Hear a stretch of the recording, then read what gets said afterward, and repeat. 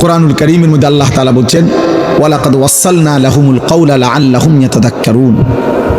আল্লাহ তাআলা বলেন আমি আমার কথাগুলো মানে আল্লাহর কথাগুলো বারবার বলেছি। ওয়াসালনা মানে হলো একটা কথাকে মজবুত করছি বারংবার বলে, যেন আমার বান্দারা উপদেশ গ্রহণ করতে পারে। তাহলে কোরআনুল কারীমের সমস্ত কথার মাকসাদ নসিহত, উপদেশ। দিল যেন নড়ে, বিবেক যেন জাগে, অন্তরের মধ্যে যেন অনুভূতি আসে।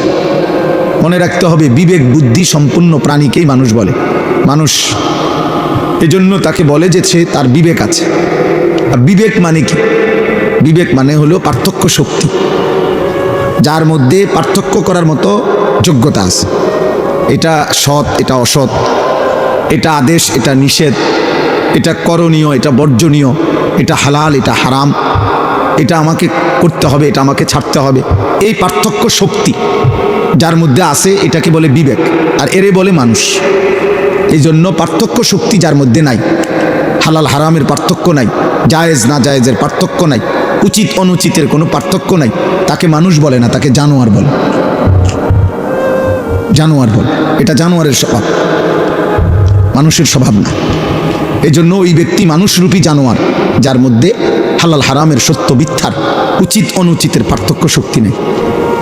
এটা দেখতে মানুষ, কিন্তু আল্লাহ তাআলা বলছেন উলাইকা কাল আনআম, এটা জানোয়ার মূলত, অথবা জানোয়ারের চাইতে নিকৃষ্ট। আপন মাকেও দেখে, বোনকেও দেখে, আবার মোবাইলের নর্তকীও দেখে, উলঙ্গ ছবিও দেখে, নাটক সিনেমার নায়িকাও দেখে। তাহলে হালাল হারামের পার্থক্য হইল কই? স্ত্রীকেও দেখে, মোবাইলের নর্তকীও দেখে, টেলিভিশনের নর্তকীকেও দেখে, রাস্তার বেহায়া নারীকেও দেখে। তাহলে পার্থক্য হইল কই? মদও খায়, মধুও খায়, সালামও দেয়, গালিও দেয়, কষ্টের মেহনতের ঘাম ঝরানো টাকা এটাও নেয়, সুদের টাকাও নেয়। তাহলে এটা হইল পার্থক্য? হইল? কথা বলেন না। তাইলে বলো ভাই, তোমরা একটা ছেলে বলো, তুমি পরিচয় দিচ্ছ তুমি মুসলমান, অথচ তোমার চুল, চেহারা, লিবাস, পোশাক, আচরণ, পছন্দ অপছন্দ সব বেঈমান মুশরিক কাফেরের মতো। তো এটা হইল কেমনে? এটা পার্থক্য হইল কই? তাই এটা মানুষ হইল কেমনে? এই জন্য বিবেক যার কাজে লাগে না সে মানুষ না। আকলে সালিম যার নাই সে মানুষ না। এটাই সত্য কথা। আমরা বলেন, আপনারা বলেন নাই তো, একটা সহজ বাংলা উদাহরণ বলেন যে একটা ছাগল একটা কুকুর, দেখতে দুটোটার সাইজ সমান, ছাগল আর কুকুর সাইজে কাছাকাছি, এবং উভয়টার সৃষ্টিকর্তা আল্লাহ, উভয়টার দেহে রক্ত গোশত দিছেন আল্লাহ, অথচ কুকুর এর গোশত হালাল না হারাম? কে হারাম করছে? ছাগলের গোশত হালাল না হারাম? কে হালাল করছে? তাহলে আল্লাহ হারাম করলে যদি কুকুরের গোশত হারাম হয় আপনি খান না, আল্লাহ হালাল করলে যদি ছাগলের গোশত হালাল হয় আপনি খান, তা আল্লাহ হারাম করার পরেও আপনি সুদ খান কেন?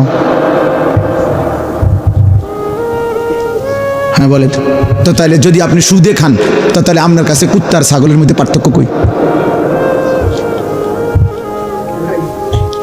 বলেন না কেন? তো তাহলে এই জন্য এটা বড় বিষয়।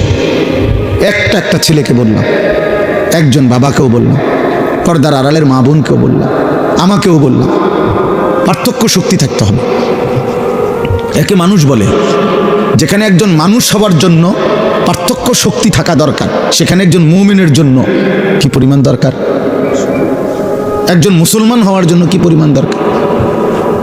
আল্লাহ নবী সাল্লাল্লাহু আলাইহি ওয়াসাল্লাম বলছেন আল হালালু বাইয়িন ওয়াল হারামু বাইয়িন। উম্মত, যা কিছু হালাল তা আমি স্পষ্ট বলেছি, যা কিছু হারাম আমি আল্লাহ, আমি রাসূল স্পষ্ট বলেছি, বলে দিয়েছি। আলো অন্ধকার পরিষ্কার করে দিছি, রাত্র দিন স্পষ্ট করে দিছি, স্পষ্ট করে দিছি। কোরআনুল কারীমের মধ্যে আছে, আল্লাহ তাআলা বলছে কুল তাআলাউ আতলু মা হাররামা আলাইকুম রাব্বুকুম। হে নবী আপনি বলুন যে হে দুনিয়াবাসী শোনো, আমার আল্লাহ তোমাদের উপরে কি কি হারাম করেছেন আমি আল্লাহর পক্ষ থেকে মুহাম্মদ সাল্লাল্লাহু আলাইহি ওয়াসাল্লাম তোমাদেরকে শোনাচ্ছি। তো শুনাইছেন কোনটা হালাল কোনটা হারাম?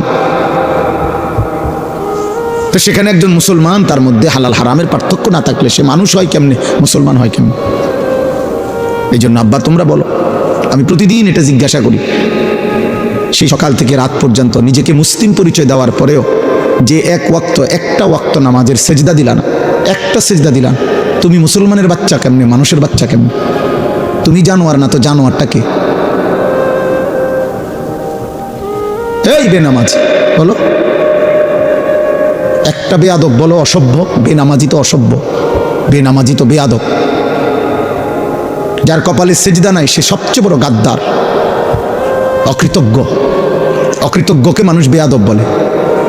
এটা করে পৃথিবীর যেই কোনো ভাষায়, যেই কোনো অঞ্চলে যে কৃতজ্ঞতা স্বীকার করে না, এটা আমি আজকে 2 বছর ধরে সবসময় লগে লগে রাখলাম, সবসময় সুখে দুঃখে তোর পাশে ছিলাম, আর তুই আমার চিনস না বেটা, তুই মানুষের বাচ্চা বেটা, মানুষ এমনি কয় না?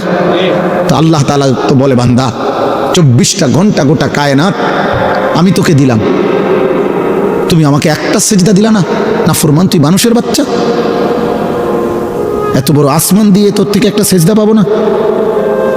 এত বড় জমিন, চন্দ্র, সূর্য, আলো, বাতাস, রোদ, বৃষ্টি, নিঃশ্বাস, অক্সিজেন, হার্টবিট, চোখের পাওয়ার, হাতের শক্তি, পায়ের শক্তি, এই কায়নাতের সমস্ত কিছু, স্ত্রী, সন্তান, অর্থ, সম্পদ, ঘুম, নিদ্রা, এই সব কিছু 24 ঘন্টা দিয়ে আমি আল্লাহ একটা সেজদাও পাবো না? তুই মানুষের বাচ্চা কেমনে? এই বেয়াদব না তো বেয়াদব কোনটা? এই জন্য এটা মনে রাখতে হবে।